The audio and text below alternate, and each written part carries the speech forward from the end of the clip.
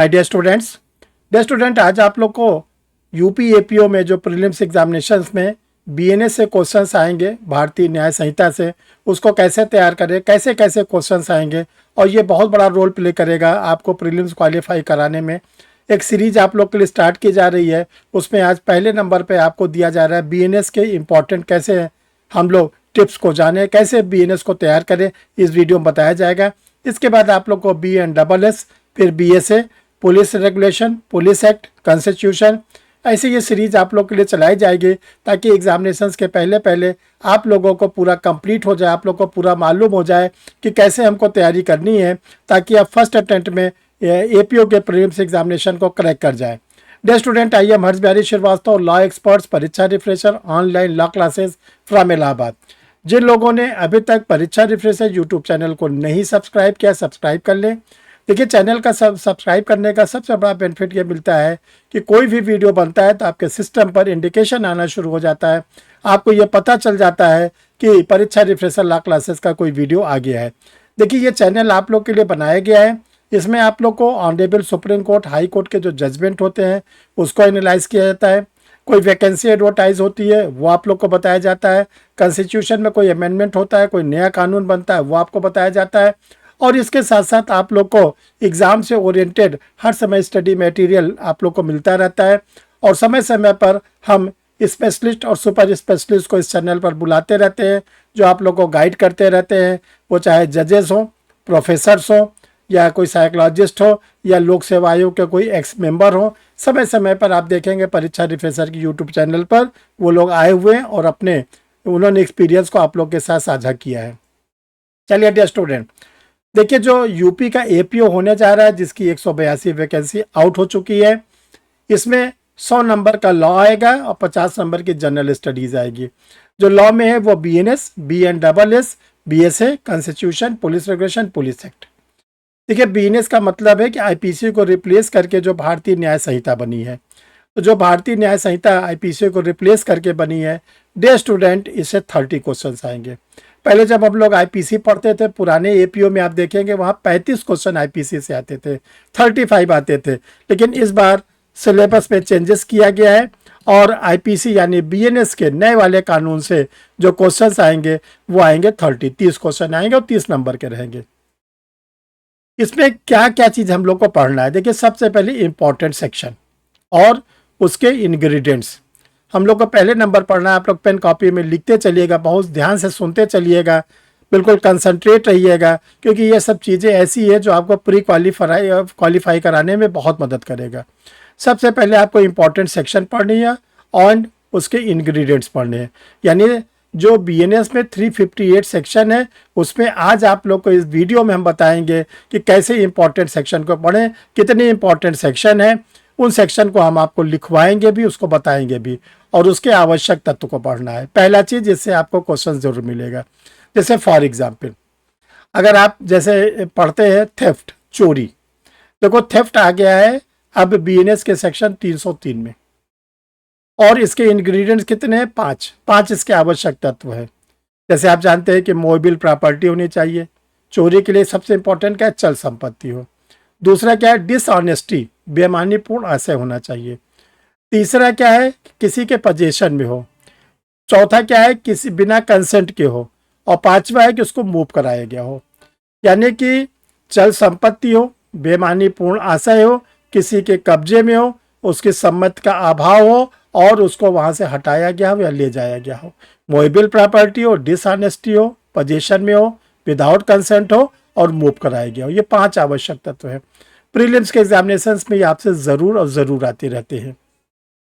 जैसे हम लोग कॉमन इंटेंशन पढ़ते हैं जो प्रेजेंट टाइम में बीएनएस के सेक्शन नंबर 3 में आ गया है, जिसके भी 5 इंग्रेडिएंट्स है। 2 आर मोर देन 2 पर्सन, 2 या 2 से अधिक व्यक्ति होने चाहिए। दूसरा कहा गया है कि प्री अरेंज प्लान होना चाहिए। प्री अरेंज प्लान मतलब पूर्व निर्धारित योजना होनी चाहिए। तीसरा कहा गया प्रिंसिपल ऑफ ज्वाइंट लायबिलिटी, और उन लोगों के बीच में जो लायबिलिटी होगी संयुक्त दायित्व का सिद्धांत होगा। फोर्थ में बताया गया है कि धारा 3 जो कॉमन इंटेंशन है वो अपने आप में कोई अपराध नहीं है। 5वां इंग्रेडिएंट्स बताया गया है घटना स्थल पर सभी अभियुक्त व्यक्तियों की सशरीर उपस्थिति आवश्यक है। अब आपने इतना याद कर लिया, आपका क्वेश्चन निकल गया। सेक्शन याद करिए, उसके आवश्यक तथ्य याद करिए, जैसे हमने आप लोग को चोरी और सामान्य आशय यानी कॉमन इंटेंशन को बताया। दूसरे नंबर पर आई इलिस्ट्रेशन। जो आपको हम इंपॉर्टेंट सेक्शन बताएंगे आज, वो भी 90 केवल आपके लिए समराइज किया जा रहा है, वो 90 सेक्शन के आप इलिस्ट्रेशन को भी जरूर सॉल्व करिएगा, दृष्टांत। जब इलिस्ट्रेशन सॉल्व करेंगे तो आप देखेंगे उससे भी आपको क्वेश्चन जरूर और जरूर मिलते हैं। तीसरे नंबर पर आता है डियर स्टूडेंट आप लोग को लीडिंग केसेस। देखिए, जो आप लोग के लिए वीडियो बनाया जाता है, आप लोग कमेंट बॉक्स में जरूर लिखा करिए आपको वीडियो कैसा लगता है।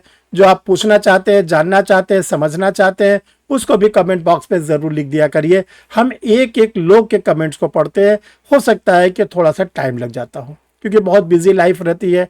जैसे टाइम मिलता है हम कमेंट्स को जरूर देखते हैं। तो आप लोग कमेंट बॉक्स में जरूर लिखा करिए किस टॉपिक पे आप और वीडियो चाहते हैं, ये भी जरूर लिख दिया करिए। जैसे कुछ स्टूडेंट ने पूछा था कि सर एपीओ की सैलरी क्या होती है, एपीओ का प्रमोशन क्या होता है। हमें बहुत अच्छा लगा, हमने भी प्रीवियस वीडियो आप लोग को दिया कि एपीओ की क्या सैलरी होती है, एपीओ का क्या प्रमोशन होता है। लीडिंग केसेस, देखिए लीडिंग केसेस का बीएनएस में बहुत कंट्रीब्यूशन है। ये वो केसेस हैं जो ऑलरेडी घट चुके हैं, पुराने हैं, और जो आईपीसी के थे वही पढ़ना है। अभी बीएनएस में ज़्यादा सेक्शन के केसेस नहीं आ पाए हैं। तो जैसे आपको इसमें क्या क्या पढ़ना है, Barendra Kumar Ghosh versus king emperor, ये लीडिंग केस है। अब आपसे पूछा जाएगा ये Barendra Kumar Ghosh versus king emperor का जो केस है किस ईयर का है, तो आपको मालूम हो जाए 1925। किस कोर्ट का है, तो आपको मालूम हो जाए प्रिवी काउंसिल। इस केस को क्या क्या नाम है, किस जज ने, न्यायाधीश ने निर्णित किया, तो लॉर्ड समनर। इस केस में क्या कहा गया, घटना स्थल पर सभी अभियुक्तों की सशरीर उपस्थिति आवश्यक है। All the accused person are present in the physically occurrence place. ये आपको मालूम होना चाहिए। इस केस का कोई निकनेम है, यस निकनेम है, पोस्ट ऑफिस केस। ऐसे आपको केसेस तैयार करना है। बारेंद्र कुमार घोष का केस है, केसी मैथ्यू का केस है, महबूब शाह का केस है, पांडुरंगा का केस है, K M Nanavati versus state of Maharashtra का केस है, तुकाराम का केस है। जो लीडिंग केसेस है उस पर आपको ज़्यादा फोकस करना है, और लीडिंग के साथ साथ जो करंट है, करंट केसेस को ज़्यादा आपको ध्यान रखना है। जैसे कि आपको करंट में Joseph Shine versus union of India 2018 honourable supreme court, जिसमें एडल्ट्री को अनकॉन्स्टिट्यूशनल कर दिया गया। अब आपसे पूछा जा सकता है एडल्ट्री आईपीसी के किस सेक्शन में थी, 497। Navtej Singh Johar versus union of India 2018 supreme court का केस है, किस सेक्शन को अनकॉन्स्टिट्यूशनल कर दिया, 377 अननेचुरल ऑफेंस को। तो डियर स्टूडेंट, आप लोग के लिए लीडिंग केसेस और करंट केसेस के लिए परीक्षा रिफ्रेशर लॉ क्लासेस से एक नोट्स पब्लिश कर दिया गया है। आप अगर इंटरेस्टेड होंगे तो आप कमेंट बॉक्स में लिख दीजिएगा, या जो 2 नंबर व्हाट्सएप का शो कर रहा है इसमें किसी भी नंबर पर डाल दीजिएगा कि सर मुझे लीडिंग केसेस और करंट केसेस के नोट्स चाहिए। आपको बता दिया जाएगा प्रोसेस, कैसे आप ले सकते हैं, कैसे आप उसको मंगा सकते हैं। वो आप लोग के लिए बना दिया गया, ढेर सारे कैंडिडेट इसको मंगा भी चुके हैं। अब देखिए आता है 90 इंपॉर्टेंट केस सेक्शन। पूरे बीएनएस में 358 सेक्शन है, 358 में से 90 सेक्शन निकालने के लिए मुझे बहुत मेहनत करनी पड़ी आप लोगों के लिए। और ये पूरा जैसे होता है ना कि चलनी से चालना, और निकाल के 90 सेक्शन लगाया गया। इन 90 सेक्शन को नहीं छोड़ना है, इन 90 सेक्शन से क्वेश्चन आना ही आना है। इसके बाद आपको मर्जी हो और जो पढ़ना हो पढ़िए, मना थोड़ी नहीं, लेकिन इन 90 को आपको नहीं छोड़ना है। तो इसको जरा से आप लोग नोट करते चलिएगा। सेक्शन 1 से 12 लगातार पढ़ना है, कोई भी नहीं छोड़ना है। सेक्शन 14 से 13 इसको भी नहीं छोड़ना है। तीसरा है सेक्शन 34 से 45, 34 से 45। नेक्स्ट सेक्शन 61, 62, 63 पढ़ना है। नेक्स्ट सेक्शन 63 से लेकर 99 तक पढ़ना है। सेक्शन 100 से 109 तक पढ़ना है, 100 से लेकर 109 तक पढ़ना है। फिर सेक्शन 111 से 116, सेक्शन 126 से 127, 126 से 127, section 129, 130, section 137, 138, 143, 137, 138, 143। Next section 189, 190, 191, 194, 270, section 303, 304, 309, 310, 314, 316। फिर नेक्स्ट है सेक्शन 318, 324, 329, 330, 318, 324, 329, 330। लास्ट में सेक्शन 351 से 358 में एक भी सेक्शन नहीं छोड़नी है। अगर डियर स्टूडेंट आप ये 90 सेक्शन को पढ़ते हैं तो ध्यान रखिएगा आपको 30 क्वेश्चन में से पूरी उम्मीद है कि मैक्सिमम क्वेश्चन आपको इसी सेक्शन से मिलेंगे। इन सेक्शन को नहीं छोड़ना है, इन सेक्शन को पढ़ना है, इनके आवश्यक तत्व को पढ़ना है, इनके इलस्ट्रेशन को पढ़ना है, इनके लीडिंग केसेस को पढ़ना है, इनके करंट केसेस को पढ़ना है। इतना चीज़ आपको इसको कवर करना है और इतना आप कवर करेंगे तो 30 नंबर आप जरूर गेन करेंगे। डियर स्टूडेंट, आप लोग के लिए जो लोग यूपी एपीओ की तैयारी कर रहे हैं, जिन्होंने फॉर्म डाला है, एक आप लोग के लिए टेस्ट सीरीज रेडी कर दी गई है। डिग्लॉट एडिशन में, हिंदी इंग्लिश दोनों में है। इसमें आपको 5 पेपर मिलेंगे टेस्ट सीरीज का, जिसमें जनरल स्टडीज़ भी रहेंगे, पुलिस रेगुलेशन भी रहेगा, कॉन्स्टिट्यूशन भी रहेगा, बीएनएस, बीएनडबलएस, बीएसए भी रहेगा। Most important book for UP APO police regulation, जिससे 15 क्वेश्चन आप लोग के लिए आएंगे। इन 15 क्वेश्चन में ध्यान रखिएगा डिग्लॉट में है, इसमें आप लोग को सब्जेक्ट भी मिलेंगे, इस पर आप लोग को एमसीक्यू भी मिलेंगे, पुलिस रेगुलेशन पर भी मिलेंगे, पुलिस एक्ट पर भी मिलेंगे। ये स्टूडेंट आप लोग के लिए एक एमसीक्यू, ओनली एमसीक्यू डिग्लॉट पे तैयार कर दी गई है। इसमें 600 क्वेश्चंस हैं क्रिमिनल लॉ के, न्यू क्रिमिनल्स लॉ के, हिंदी में भी है, इंग्लिश में भी है। देखिए आप लोग के लिए 3 न्यू क्रिमिनल्स लॉ, जो कैंडिडेट डिटेल में पढ़ना चाहते हैं न्यू क्रिमिनल्स लॉ को, बीएनएस के, बीएनडबलएस के और बीएसए के लिए। देखिए जो न्यू क्रिमिनल्स लॉ पे ये आप लोग के लिए नोट्स है, इसमें जो अभी हमने आपको 90 सेक्शन बताई, सेक्शन है, उनके इंपॉर्टेंट इंग्रेडिएंट्स है, उस पर लीडिंग केसेस है, उस पर करेंट केसेस है, यानी एक कंप्लीट नोट्स आप लोग के लिए है। ईच बुक 500 की, टोटल बुक जो होती है वो जो है 1499 रुपए की।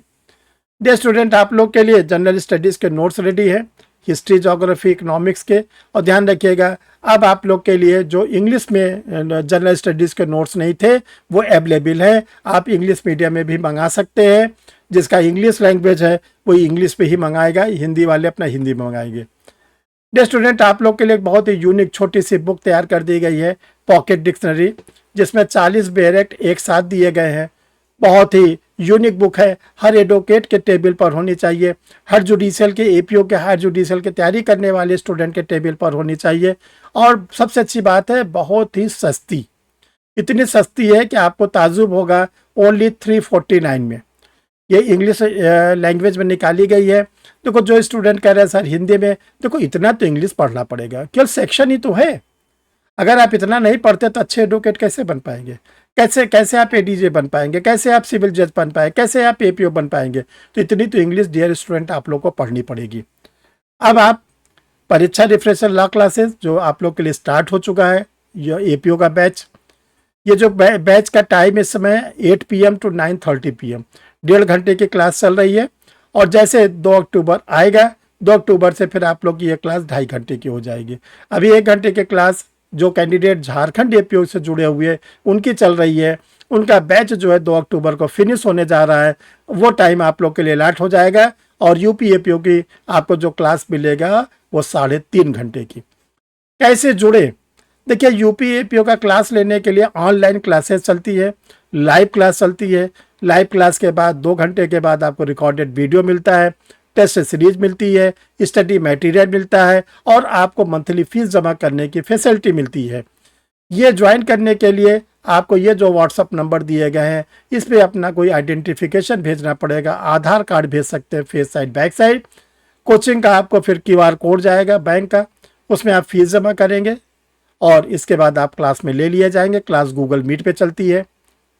जो स्टूडेंट यूपी एपीओ से जुड़े स्टडी मटेरियल को चाहते हैं वो भी इसी नंबर पर, जो नंबर शो किया गया है, इसी पर अपना कंप्लीट पोस्टल एड्रेस भेजेंगे। देखिए हम बार बार आप लोगों को कहते हैं कंप्लीट पोस्टल एड्रेस, इसका मतलब क्या होता है। अपना नाम लिखिए, जो आपके फादर्स नेम हो, हस्बैंड नेम हो, जो भी आपके गार्जियन के रूप में उनका नाम लिखिए। अपना पोस्टल एड्रेस लिखिए, अपने एड्रेस का कोई लैंडमार्क लिखिए, अपने डिस्ट्रिक्ट का नाम लिखिए, अपने डिस्ट्रिक्ट का पिन कोड लिखिए, जिस राज्य से आप बिलोंग करते हैं स्टेट से उसका स्टेट का नाम लिखिए और अपना मोबाइल नंबर दीजिए। कभी कभी आप लोग क्या करते हैं, आधा अधूरा दे देते, फिर हमें बार बार लिखना पड़ता, अपना नाम लिखिए। आप अपना नाम ही लिखना भूल जाते हैं, ऐसा ना करें। और दूसरा, हम अपने उन स्टूडेंटों को बोलना चाहते हैं कि देखिए, कॉल करने की कोई विशेष ज़रूरत नहीं पड़ती आप लोग को। आप लोग व्हाट्सएप पे लिखिए, जो आंसर होगा आपको दिया जाएगा। जब आप लोग क्या देखते हैं कि आप लोग जो पूछना चाहते हैं आपको नहीं क्लियर हो रहा है, हम आपको व्हाट्सएप पे लिख देते हैं कॉल करिए, तब आप कॉल करिए। अदरवाइज होता है क्या, कभी वीडियो रिकॉर्ड होता था, कभी क्लास चलती रहती है, कभी हम रेस्ट करते रहते हैं, कभी लंच ले रहे हैं, और आप लोग जब चाहे तब कॉल करते हैं, हम उसका आंसर नहीं दे पाते। तो इसलिए आप लोग व्हाट्सएप पे लिखिएगा, अगर हम समझेंगे तो आपको बोल देंगे कि आप कॉल करिए, तो आप कॉल कर लीजिएगा। तो डियर स्टूडेंट, फिर हम लोग नेक्स्ट सीरीज में मिलते हैं। जो हम लोग की नेक्स्ट सीरीज होगी BNSS, भारतीय न्याय संहिता, भारतीय नागरिक सुरक्षा संहिता। इसमें आप लोग को UPAPO में 25 क्वेश्चंस आएंगे, उसमें भी हम आप लोग को सारा डिस्क्राइब कर देंगे, उसको भी आप फॉलो करेंगे तो वहाँ पर भी आपके 25 नंबर के क्वेश्चन सही हो जाएंगे। फिर मिलते हैं किसी नए वीडियो के साथ। Thank you dear.